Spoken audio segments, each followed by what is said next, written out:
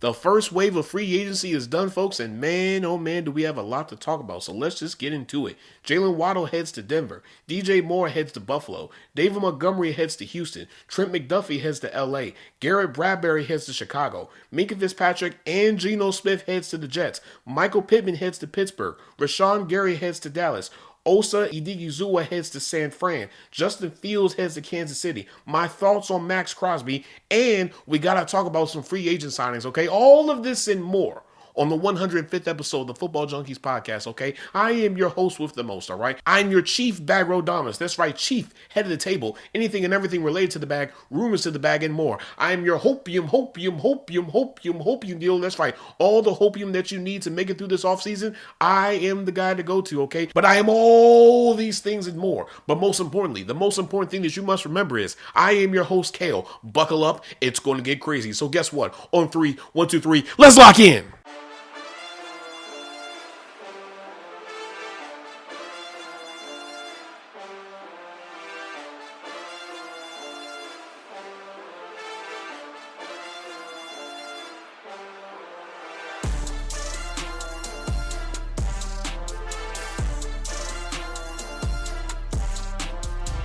All right, folks, let's get into the meat and potatoes of everything that is going on in the league right now. So let's just get into it because there's a lot to talk about, all right? So Jalen Waddle has been traded to the Broncos. Let's talk about the details. So Miami receives a 2026 first, third, and fourth, while Denver receives a 2026 fourth. According to Spotrac, Jalen Waddle is guaranteed $17 million in 2026 and $15.2 million in 2027. However, the dead cap number continues to grow for the Dolphins. According to Spotrac, they are second in the league in dead cap hits at $108 million, and that number is supposed to rise to $174 million post June 1st. Despite the financial ramifications that came with this move, I think it benefits both sides. And the reason why I say this is because Denver has been looking for a highly productive wide receiver to pair with Courtland Sutton. And they realized they weren't in a position where they can get a Jordan Tyson, a Cardinal Tate, or a Mekhi Lemon in this draft. So the best thing to do is just trade for a proven talent. A proven talent that can play the Y or the Z. According to Reception Perception, when he runs the 9 route, it's a 57.9% success rate.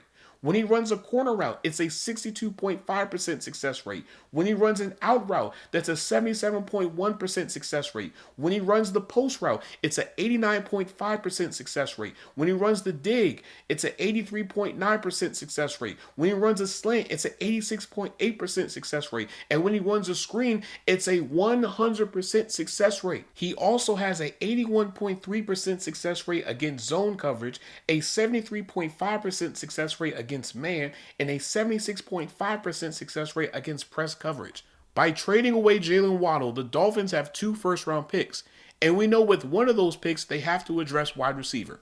Now, I know this isn't the Stack and Shed series, but we're going to incorporate that in this moment, okay? The one move that I would do if I was the GM for the Dolphins is either trade that second first round pick for a future pick that you can use in 27, or you just trade out of the first round. Because I guarantee you somebody who doesn't have a first round pick is going to try to trade into the back end of the first round. We've seen it multiple times. It's bound to happen, okay? Because let's be honest here. The only way you can build this team is through the draft. You can no longer make any big trades or big signings until you figure out what you're going to do with this snowball of dead cap that you have right now. And that's not going to go away anytime soon. So DJ Moore heads to Buffalo along with a 2026 fifth, while Chicago receives a 2026 second. If the goal is to bring in a productive receiver that can work with Josh Allen, fine.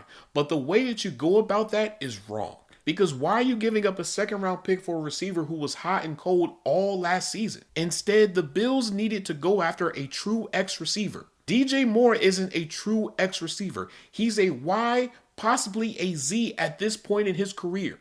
But if you're the Bills, if you believe that you are still in your Super Bowl window, if you truly believe that if you get a really productive receiver that is going to take you to the Super Bowl, then you make that move. You did it with Stephon Diggs. You saw how explosive and how great the offense was. So why wouldn't you try to do that again? The price is the price for high quality players, regardless of what the position is. Now, the angle that needs to be talked about is the familiarity between DJ Moore and Joe Brady. When DJ Moore was still with the Panthers, Joe Brady was on that coaching staff. Now, here's DJ Moore's stats in the last 2 years that he was with the Panthers. So in 2020, he had 118 targets for 66 receptions, 1,193 receiving yards, 4 touchdowns, and he averaged 18.1 receiving yards per reception.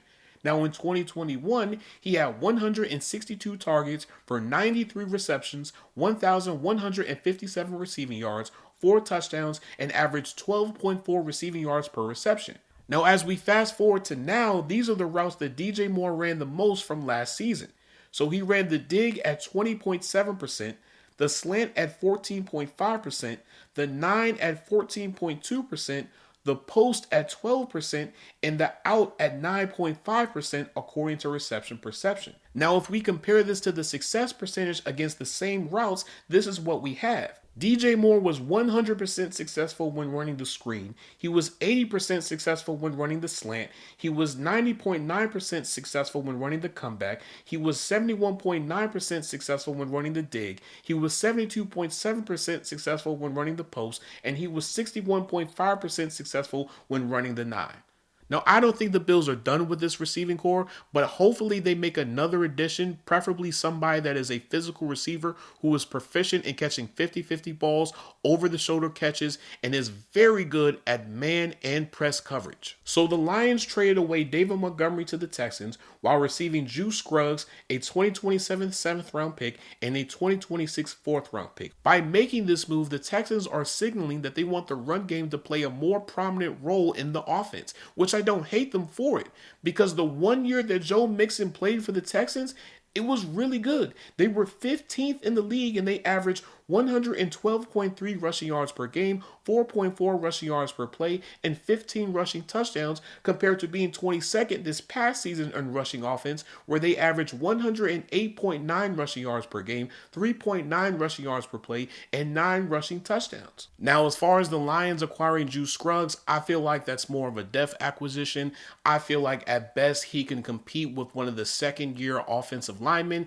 I'm not buying a lot of stock into it, okay? So former Chiefs corner Trent McDuffie has been traded to the LA Rams. So the Chiefs receive a 2027 third, a 2026 first, a 2026 fifth, and a 2026 sixth. And with this trade, Trent McDuffie and the Rams have agreed to a 4-year, $124 million deal, $50 million guaranteed at signing, a $14 million signing bonus, and he'll be making $31 million a year. Now, this is a trade where both sides are winners.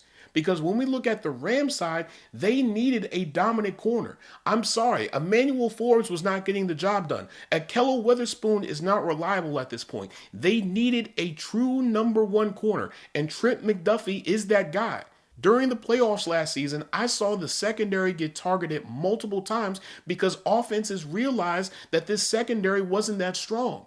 Emmanuel Forbes can't play press coverage. He's okay in zone coverage, and he hasn't shown anything at this point.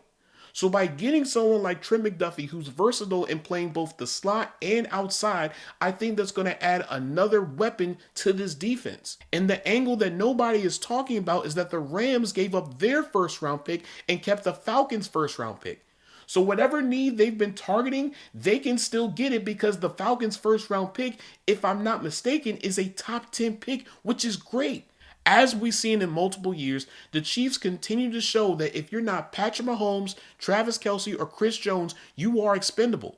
And mind you, they've traded away Tyreek Hill, L'Jarius Sneed, Joe Thuney, the list goes on. And by making this move, the Chiefs are also admitting that they believe in their drafting and scouting and development of players so much that they're willing to move off of high-quality players just so they can keep the core. Now, the question is this: what are the Chiefs going to do with those 2 first-round picks? Because me personally, I'm drafting Kenyon Sadiq so he can be the next Travis Kelce. Now, that second first-round pick, you can either use it for the 27 draft class or you can use it to address a position on the defense. Or, just hear me out for a moment, okay? Just hear me out for a moment. What if you use that first-round pick to acquire a high-quality player? Just saying. I don't have my tinfoil hat on. I destroyed it, but I'm just saying. It's a possibility. You never know. So former New England Patriots center Garrett BradBury was traded to the Chicago Bears.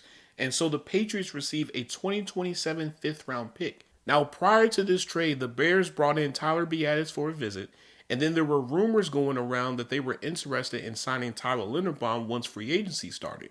Now, I'm glad they didn't sign Tyler Linderbaum because that's way too much money for a center, but I think this is a really good move. Now, the question is this: what are the Patriots going to do at center? Are they going to bring in a veteran such as Lloyd Cushenberry? Are they going to draft one? Who knows? So we have two trades for the same team. So let's start with Minkah, all right? So he was traded to the Jets, and so the Dolphins receive a 2026 7th-round pick. Now, with this move, the Jets have given Minkah Fitzpatrick a 3-year, $40 million deal, $20.5 million guaranteed at signing, a $7.5 million signing bonus, and he'll be making $13.3 million a year. The reason the Jets made this move is to bring in a proven veteran presence while at the same time trying to emphasize more playmaking from the secondary, because last year, nobody in the secondary had an interception. Now, this trade doesn't make any sense for the Dolphins because had you released Minkah Fitzpatrick, you could have received a high comp pick for next year. It could have been a 3rd or 4th or even a 5th. And I would have rather taken that than a 2026 7th-round pick. Now, the second trade involves Geno Smith, and so the Jets, of course, receive him in a 2026 7th, while the Raiders receive a 2026 6th. Now, this is a low-risk, high-reward move. You already know what you're getting with Geno Smith. His highs are going to be really good, and his lows are going to be head-scratchers, okay? But at the same time, understand this. He is a bridge until 27. This isn't a long-term commitment. This isn't something where he's going to be the guy for the rest of his career. He's just holding you over until you get the guy that you really want in the next draft class, which hopefully that next draft class actually produces a few more quarterback prospects that everybody's going to want. So the Steelers traded for former Colts receiver Michael Pittman, and so Indy receives a 2026 6th, while Pittsburgh, of course, receives him in a 2026 7th. Now, with this move, the Steelers have given Michael Pittman a 2-year, $35 million extension, $24 million guaranteed at signing, a $22.7 million signing bonus, and he'll be making $17.5 million a year. Now, this trade is a corresponding move to the Colts paying Alec Pierce and Daniel Jones because they realized that they weren't going to be able to keep everybody on this offense. So they decided to move off of Michael Pittman, knowing that what they have right now in this offense is still good. In the last few years, the Steelers have attempted to address the wide receiver 2 position, but have been unsuccessful in doing it. They've went the veteran route in trying to go after Adam Thielen, MVS, Van Jefferson, for instance. None of them have been very successful. But by trading for Michael Pittman, you're addressing that position while at the same time not handcuffing yourself to somebody for the long term. Now, the question is this: how do the Steelers view Michael Pittman? Do they view him as a slot? Do they view him as an outside receiver? Because I believe he's effective in both of those positions. Now, according to Reception Perception, Michael Pittman ran the dig at 27.7%, the curl at 17.7%, the slant at 12.7%, the flat at 8.8%, the out at 5.8%, and the 9 at 11.5%. However, when we compare that to how successful he ran the routes, this is what we have according to Reception Perception. So he was 100% successful when running the screen, 90.9% successful when running the slant, 80.4% successful when running the curl, 80.6% when running the dig, 76.5% when running the post, 75% successful when running the comeback, 87% successful when running the flat, and 100% when he ran another route that's not being listed. So overall, I think this is a good move by the Steelers. It's just now we have to wait and see what are they going to do at quarterback. I'm not going to go on a rant. I'm not going to talk about Aaron Rodgers. I'm not going to say anything about it. If you want to know how I feel about it, listen to the previous episodes last year. So former Packers edge rusher Rashan Gary has been traded to the Cowboys. And so the Packers receive a 2027 4th-round pick. Prior to this trade happening, Rashan Gary had been floated around as a potential cap casualty. But the question is this: what are the Cowboys going to do with his current contract? Because if I'm not mistaken, he doesn't have any guaranteed money on there. According to Spotrac, Rashan Gary's market value is a 4-year, $94.9 million deal, which is $23.7 million a year. I think the Cowboys can afford that, but will they be willing to pay him? And if so, are they going to do it this summer? And since we're talking about the Cowboys, former defensive tackle Osa Odighizuwa has been traded to the 49ers. And so Dallas receives a 2026 third. Now, I think this is a really good move for the 49ers because, believe it or not, Osa Odighizuwa is a really good defensive tackle. Now, he may not be in the same light as a Jeffrey Simmons or a Cam Hayward or Jalen Carter, but best believe he can move an offensive line. His bull rush, lethal. And I think that's what the 49ers have been missing for a very long time. And so by pairing him with Nick Bosa and the rest of the guys that they have on that defensive line, I think that's a good move. But the question is this: what are the Cowboys going to do to replace his role? Because yes, you have Kenny Clark and Quinnen Williams, but Osa played just as much of a pivotal role as all those other guys. So Justin Fields has been traded to the Kansas City Chiefs, and so the Jets receive a 2027 sixth round pick. Now, this is a low-risk, high-reward move. By going to the Chiefs, Justin Fields can now actually learn how to play quarterback. We have seen Andy Reid work with a plethora of different quarterbacks, and all of them tend to play better in his system. Now, the payoff is if Justin Fields thrives in this system, there might be a chance where he can have a resurgence in his career, because that's what we've seen in the last few years.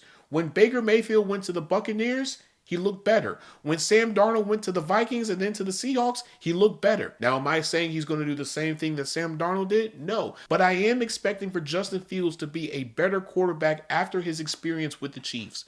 Because let's be honest here, Justin Fields has all the intangibles to be a really good quarterback, but he's been in some unsuccessful situations where they haven't been able to bring the best out of him. From being drafted by the Bears and your first head coach is Matt Nagy, then it's Matt Eberflus, to then going to the Steelers and they don't even give you a legitimate chance to compete, to then going to the Jets where the offense really wasn't designed for you. Of course, things really haven't been going in your way, but I think going to the Chiefs is a breath of fresh air for him, and I truly hope that he really maximizes this opportunity and he becomes a better quarterback from this. Now let's talk about this Maxx Crosby situation, but before we do that, we got to pay some bills. Pardon the interruption, but this is your GM, your bag roll Dominus, here to talk about RSS.com, all right? So if you guys already don't know, I am a RSS.com affiliate, and so I just want to tell you for just a quick moment about why you should choose RSS.com. So me personally, on my journey of podcasting, I was looking at different platforms just to find the right place. And I looked here, I looked there, I looked everywhere, but I checked out RSS.com and it was the best decision I ever made. From low prices to interactive analytics to as well as helping you with your distribution. RSS.com does it all. They just started a Slack channel where you can network and interact with other podcasters and even get some insightful tips on how you can increase your podcast even more. Also, RSS.com just launched their paid ads program. So now you can get paid for posting your content. All you have to do is just have 10 downloads and you're qualified for it. Who would want to get paid for doing something that they're passionate about doing? So head on over to RSS.com. I will be attaching my RSS affiliate link within the description. When you click on that link, I will be able to receive some compensation for it. And with that compensation, I will be able to give you guys a better product. A lot of that money will go towards upgrading the microphones, computers, new subscriptions for more analytical information that we can use for future podcasts, all of that and more. Thank you for your support, and thank you RSS.com for making me an affiliate. Now back to the good stuff. And we're back, folks. So let's talk about this Maxx Crosby situation because there's a lot to unpack with this, all right? So I have to talk about the past before we can talk about now. So last year, Jay Glazer tweeted out that the Raiders had told Maxx Crosby they wanted to shut him down the last 2 games. Crosby, who has played with injuries for much of the year, vehemently disagreed and had left the building. So time passes on and Maxx Crosby's name is being floated around as being a trade candidate. They're connecting him to the Ravens, to the Cowboys, and a few other teams. And then lo and behold, we have a trade. So the Ravens were going to receive Maxx Crosby and the Raiders were going to receive 2 first-round picks. Now the trade couldn't be finalized until the start of the new league year and Maxx Crosby passes a physical. Okay, cool. Put a bookmark on that, all right? So Maxx Crosby flies to Baltimore. He's posting pictures of the Inner Harbor. He's, changing his profile picture of him in a Ravens jersey. Everything is good in the hood, right? But then we run into a snag. So as I was eating my food on a Saturday night, my phone kept on ringing. I'm like, what's going on? It must be something with football. Lo and behold, the Raiders tweeted this out, and I quote, "The Baltimore Ravens have backed out of our trade agreement for Maxx Crosby. We will have no further comment at this time," end quote. So after they tweeted that out, I instantly started to think, what would cause the Ravens to quote unquote back out on this deal? It was his knee. Something happened with his knee. Now remember this, folks. Maxx Crosby had his surgery in January. He didn't have it after the whole debacle with the Raiders. Put a bookmark on that because we're going to be talking about it multiple times. So according to Adam Schefter, the Ravens consulted with Cowboys team physician Dr. Daniel Cooper and multiple doctors to review Maxx Crosby's MRI scans. Now, for all of you who don't know, Dr. Cooper has performed multiple surgeries on players such as Patrick Mahomes and Malik Neighbors. Okay, cool. Put a bookmark on that, okay? Because that's very important. Now, during this whole debacle, according to Jane Slater, the Ravens had discussed renegotiating the Maxx Crosby trade, but the talks never progressed. Now, here's the statement from Dr. Neil Elatross, who performed the surgery on Maxx Crosby, and I quote, "Maxx Crosby is doing very well in the early part of his rehab and recovery from a surgery to treat a significant meniscus tear and the related stress injury to the bone and cartilage in his knee. He is certainly on track in his planned program. He feels very well and is already much improved compared to before surgery. We truly respect the work of the Ravens staff with Maxx regarding the contract physical exam. We also understand the challenge the staff faces when tasked to provide a future risk assessment based on an evaluation early in the recovery process. This is especially challenging when dealing with an elite player like Maxx, considering the level of commitment necessary for a team to obtain him. The timing of this assessment is unfortunate because the apparent risk will lessen as his recovery progresses and his return to performance over the next few months become clear. At this point, Maxx is doing an excellent job attacking his rehab and his knee is responding very well. We look forward to Maxx returning to his elite level of performance this season as planned and for several more to come," end quote. Now, as time passed, I started to wonder if the Ravens were ever going to say anything because from the outside looking in, it looked like the Ravens had cold feet and they backed out of this trade. But finally, the Ravens announced that Eric DeCosta will be speaking to the media, and this is what he said, and I quote, "It's devastating for me to have that conversation. I'm sure it was challenging for them to hear as well. It was also very, very, very, very hard for the player to hear that. It's probably hardest for Maxx more than anybody else. We were really excited about potentially adding Maxx. Nobody is more disappointed than me. He's a player I greatly admire. I know our fans are upset and devastated. I understand that. Tough situation, but I think for the Ravens, the right situation, my role as GM and Jesse's role as head coach and Sashi Brown's as president, stewards of the organization, we have to make tough calls. And this was certainly a tough call to make." When asked if the Ravens had cold feet, this is what EDC had to say, and I quote, "We live in that age of skepticism, and people question things, especially people that don't really know me or know the Ravens culture and the Ravens organization. As I said at the beginning, we've got a responsibility. I've got a responsibility to the Ravens, to this community, to our fans, and to Steve Bisciotti to do what we think is best for the club. Nobody's more upset about this than me. I am gutted by it, actually. But we will move on as a football team. It hasn't stopped my phone from ringing, I'll tell you that. I think our relationship with agents and with other teams is really, really, really good. I think that GMs understand the importance of getting as much information as possible before making decisions. There were moments yesterday when honestly I was probably speechless, just sitting in the chair in my office, just thinking about what the next step would be and trying to get as much information as possible. We've dealt with these kinds of things in the past, but probably never at such a large figure, so it's challenging. You get to the point where when you look at the situation, you have to make the right decision. When you are a steward of the organization and you're put in that position, you have to make the tough call," end quote. Now, before I give my opinion, let's talk about Maxx Crosby's side of the story, okay? So he was called on March 6th by his agent, CJ LeBoy, that Baltimore had submitted a trade offer. As he was about to meet up with his friends, Crosby got calls from both his agent and John Spytek, the Raiders GM, that this was happening. Now on March 9th, Crosby was flown into DC and had to ride into Baltimore.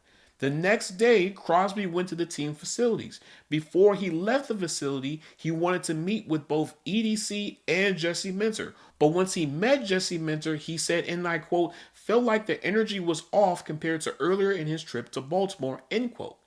Now, when he met with both EDC and Jesse Minter, he was told, and I quote, I don't know how to say this, but one of our doctors has concerns with the results, end quote. They go on to say, and I quote, with your knee, some of them are concerned about the future, end quote. Jesse Minter had informed Crosby that they get more opinions.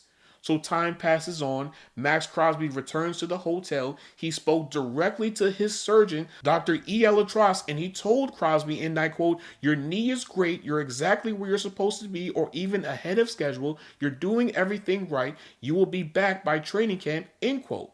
Now, after hours of speculation, Crosby had heard from a Ravens rep that the medical team were trying to get something done. 5 minutes after that conversation with the Ravens rep, his agent, CJ LeBoy, called him and saying, and I quote, they're backing out, end quote. Now, the Ravens flew Crosby, his wife, and team back out to Vegas, and the next day he was back in the Raiders facility. Now that we've got all this stuff out the way, let me tell you how I really feel about this, okay? And I'm not saying this to act like I'm a Mr. Know-It-All, okay? But I had a feeling this was going to happen because Maxx Crosby just had the surgery in January.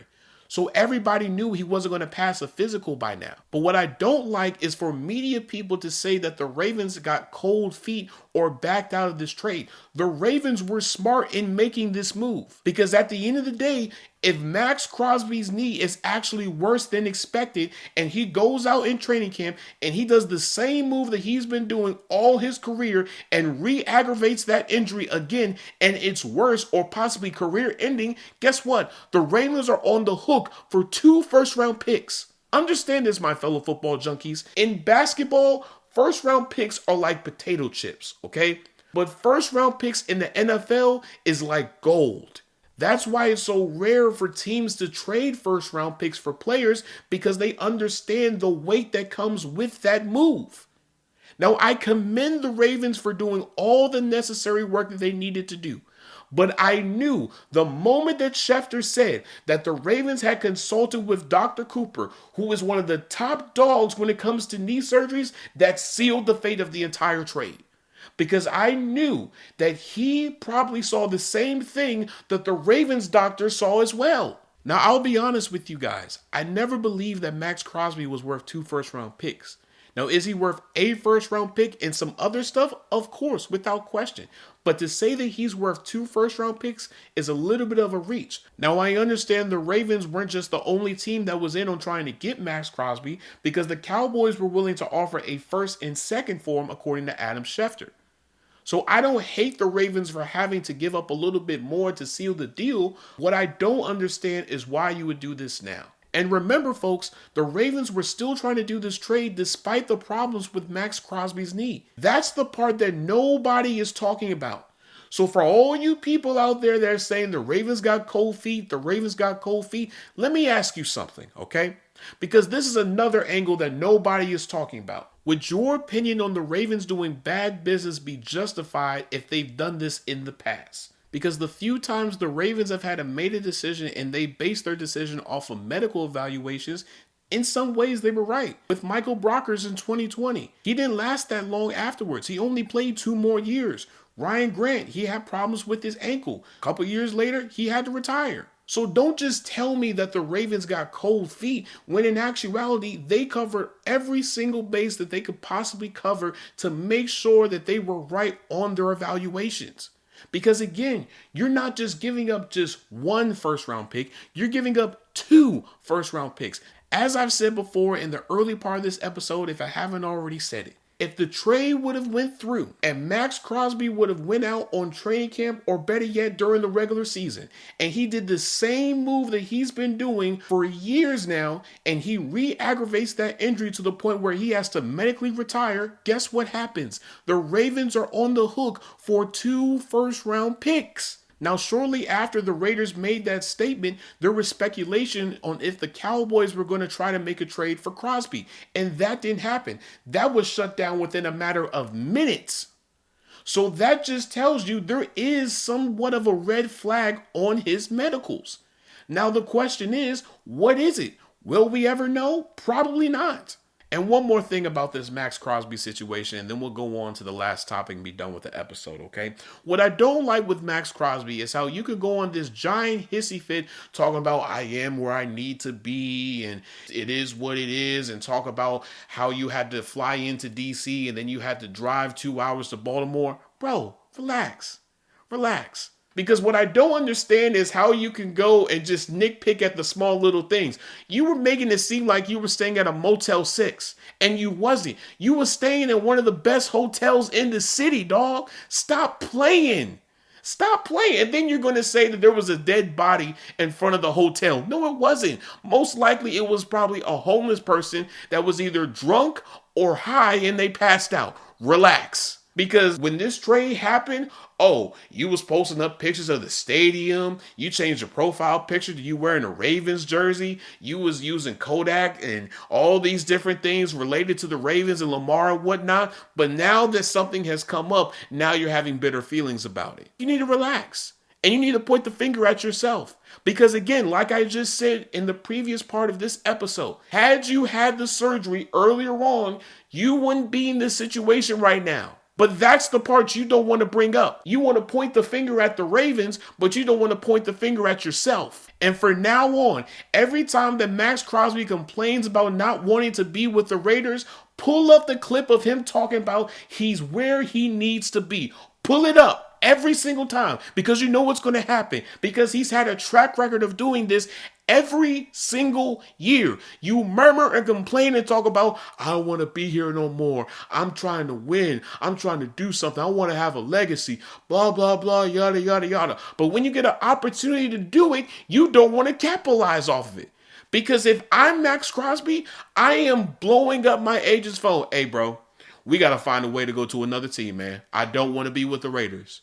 I like the Raiders. The Raiders are cool and everything, but I want to go somewhere else. Can you take me to this team? Can you take me to that team? Can you take me to any of these other teams? Please, because I don't want to be with the Raiders. But instead, you're content.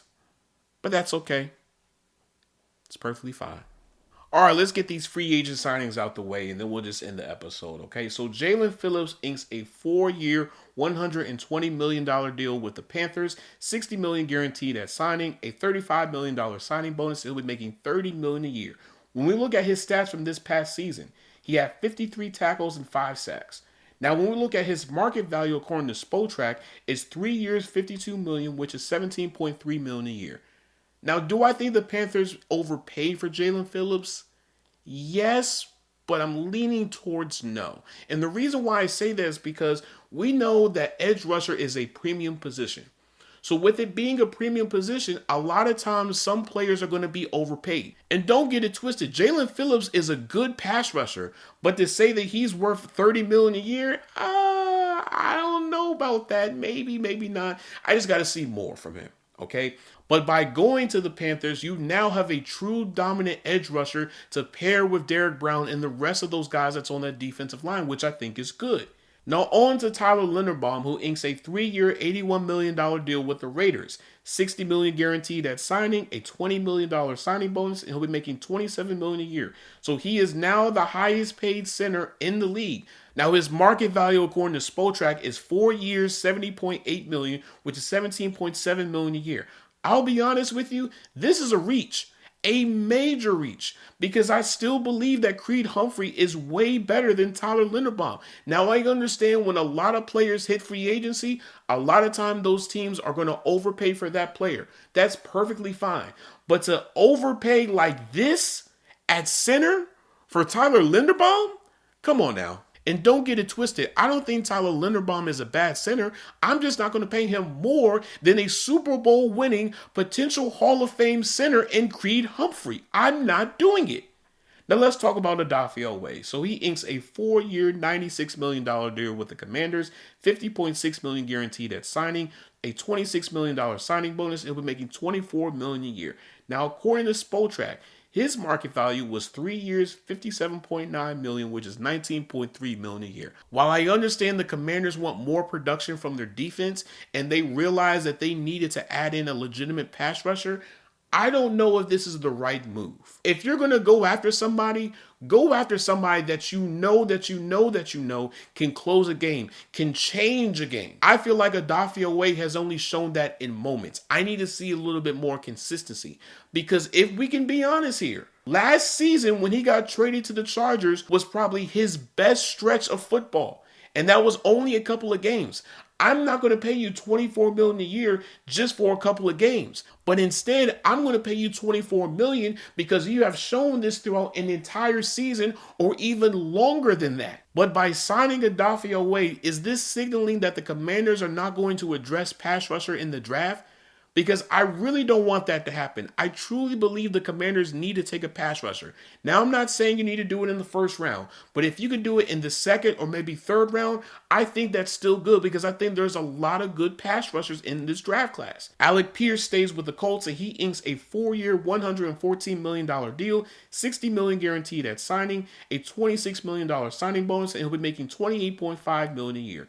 When we look at his market value from Spotrac, it's a 4-year, $80.9 million deal, which is $20.2 million a year. It was only right for the Colts to do this because they realized that once he hit free agency, they weren't going to be able to bring him back. Because we know there were multiple teams that were lined up ready to give him whatever he wanted. So Mike Evans inks a 3-year, $42 million deal with the 49ers. $14.3 million guaranteed at signing, a $12 million signing bonus. He'll be making $14.1 million a year. When we look at his market value according to Spotrac, it's a 2-year, $26.6 million deal, which is $13.3 million a year. Now, this signing caught me off guard because I thought Mike Evans was going to stay with the Buccaneers. But clearly something happened last season that just made him say, you know what, it's time for me to go somewhere else. And according to the Buccaneers GM, they were willing to go above and beyond to keep Mike Evans. So it wasn't a monetary thing. It must have been something else. My guess is Mike Evans is trying to win one more championship. Now the question is this: by signing with the 49ers, do you believe, Mike Evans, that is the best opportunity for you to compete and to win another championship? Somebody let me know on our YouTube page at Football Junkies Pod, all right? I want to hear it specifically from 49ers fans. So former Broncos defensive end John Franklin Myers inks a 3-year, $63 million deal with the Titans. $42 million guaranteed at signing, a $12 million signing bonus, and he'll be making $21 million a year. When we look at his market value according to Spotrac, it's a 2-year, $15.7 million deal, which is $7.9 million a year. Now, this move is interesting because he has familiarity with working with Robert Saleh. So I feel like that's probably the reason why he went to the Titans. Now, me personally, I probably would have stayed with the Broncos unless they were trying to lowball you. And if they were trying to do that, then by all means, this makes sense. But by signing John Franklin Myers, that is just bolstering up this defensive line even more. Because now you have him, Jeffrey Simmons. They traded for Jermaine Johnson as well. I know they're probably going to get either Arvell Reese or Sonny Styles. So best believe that defensive line is going to be ferocious this upcoming season. So former Jaguars linebacker Devin Lloyd inks a 3-year, $42 million deal with the Panthers. $25 million guaranteed at signing, a $15.2 million signing bonus, and he'll be making $14 million a year. When we look at his market value according to Spotrac, it's a 3-year, $60.4 million deal, which is $20.1 million a year. I'll be honest with you, I feel like this is a little bit of a low ball. And the reason why I say that is because I would have thought Devin Lloyd would have cashed in somewhere. But to only be making $14 million a year is a little bit of a head scratcher. Now, I think this happened because this upcoming draft class is supposed to be really good at linebacker. So my guess is that probably devalued Devin Lloyd just a little bit. But even then, Devin Lloyd is worth at least maybe 15 to maybe 18 million a year. Maybe it's a former coach that's with the Panthers that he's following. I don't know. Only time will tell. But I do think by going to the Panthers, I think it's going to bolster up this defense even more. Believe it or not, they got some guys on that defense now. You got Jalen Phillips, you got Devin Lloyd, you still got J.C. Horn, you got Derek Brown. I see the vision, Panthers. I see the vision. But Devin Lloyd, the first thing that you need to do when you get to Carolina, go to Gardner's and get you a barbecue sandwich with some coleslaw on top. If you know, you know, for all my people that's from North Carolina, okay? So Super Bowl MVP Kenneth Walker inks a 3-year, $43 million deal with the Chiefs. $28.7 million guaranteed at signing, a $13 million signing bonus. He'll be making $14.3 million a year. When we look at his market value according to Spotrac, it's a 4-year, $36 million deal, which is $9 million a year. Now, I'll be honest with you. I think the Chiefs realize they're going to have to pay the Super Bowl tax to get someone like a Kenneth Walker, and I think they were okay with that because they realized that in the last few years, their run game hasn't been good. Even though they've had production from veteran running backs, I think the Chiefs realize it's not enough. Case in point, that's why the Chiefs brought back Eric Bieniemy, because they realized that when he was there, the run game was really productive. But let's see how this run game goes, all right? But I'm going to end this episode here. If you guys like what you're listening, please make sure you guys leave a 5-star review on anywhere and everywhere that you can listen to podcasts, okay? We are available on Apple, Spotify, and a few other places. Now, if you want to access those places, go on Google, type in rss.com, Football Junkies Podcast, okay? It should be the first link. When you click on that link, it should take you to our rss.com page where you can listen to this podcast on your online browser. There should be a box that says listen to. When you click on that box, it'll give you a plethora of different places that you can listen to this podcast, all right? Now, you can follow us on YouTube at Football Junkies Pod. Football Junkies Pod. And make sure you guys like, share, subscribe, turn that notification bell on, leave a comment down below. Let me know your thoughts on this episode and any other content that I have posted out. Am I right? Am I wrong? Let's talk about it, all right? Now, when you follow us on our YouTube at Football Junkies Pod, remember, we have a link tree. When you click on that link tree, it'll take you to anywhere and everywhere that we have Football Junkies content, okay? And that link tree is available on our Instagram, our Blue Sky, and anywhere else that we have our social media pages at, okay? Now, you can follow us on TikTok at Football Junkies Pod. Football Junkies Pod. I got clips. I'm going to post them. Give me some time, all right? You can follow me on Blue Sky at GMKale. GMKale. K-A-I-L-E. GMKAILE, all right? You can follow me on Instagram at Football_Junkies Pod. Football_Junkies Pod. Junkies Pod is not what? It is together, not spaced, okay? It is together, not spaced. Football_Junkies Pod. You can follow me on Twitter at GMKale. GMKAILE. GMKAILE.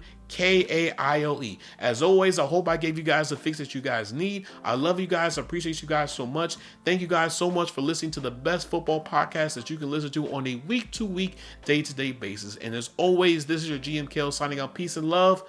Later, guys.